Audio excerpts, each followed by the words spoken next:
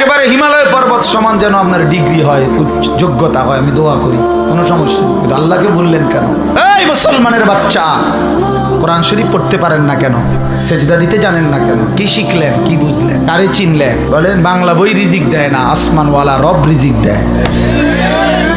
পদার্থ জীব বিজ্ঞান রিজিক দেয় না, আসমানওয়ালা মালিক রিজিক দেয়। হ্যাঁ, ডাক্তার ইঞ্জিনিয়ার রিজিক দেয় না, আসমানওয়ালা রব রিজিক দেয়। ওয়াফিস সামাই রিজকুকুম ওয়া মা তুআদুন। আল্লাহ বলে বান্দা আসমানে রিজিক কোথায়?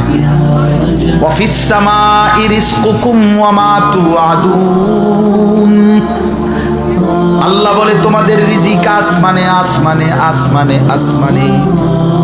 দুনিয়ায় যা কিছু ওয়াদা দেওয়া হয়েছে সব কিছুর ফয়সালা আসমানে। কোথায়? আসমানে।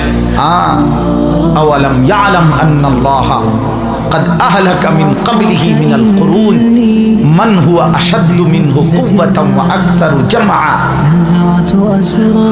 কোরআন শরীফের আয়াত, সূরা কাসাস, এই সূরার মধ্যে আয়াত আছে। আল্লাহ বলছে কারুনকে, মুসা নবীর জামানার সেই কারুন, ওই অহংকারী জালেম সম্পদশালী ছিল। আল্লাহ তাকে বলছেন আমি অজস্র অগণিত সম্পদ, রাশি রাশি স্বর্ণ দিছি তারে, আমি স্বর্ণের স্তূপ দিছি তারে আমি।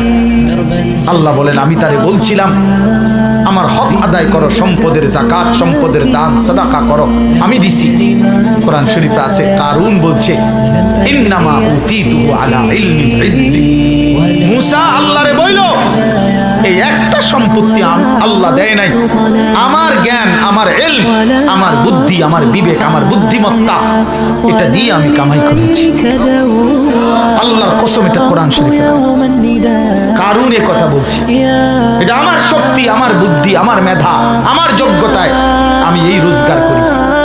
সার্টিফিকেটের বড়াই দেখান, সম্পদ আমি কামাই করি। আল্লাহ তখন আল্লাহ বলছে আচ্ছা বেঈমান, তুই জানো না আমি আল্লাহ তোমার চাইতে শক্তিতে সম্পদে বেশি এমন অগণিত জাতি, গোষ্ঠী, ব্যক্তিকে ইতিপূর্বে ধ্বংস করে দিয়েছি, ধ্বংস করে দিয়েছি। 16 বছরের জালেম জানতো না এর আগেও এমন জালেম পৃথিবী থেকে ধ্বংস হয়েছে। 54 বছরের সিরিয়ার বাশার আল আসাদ নামের ওই জালেম জানতো না যে এর আগেও বহু জালেম পৃথিবী থেকে নিশ্চিহ্ন হয়ে গেছে।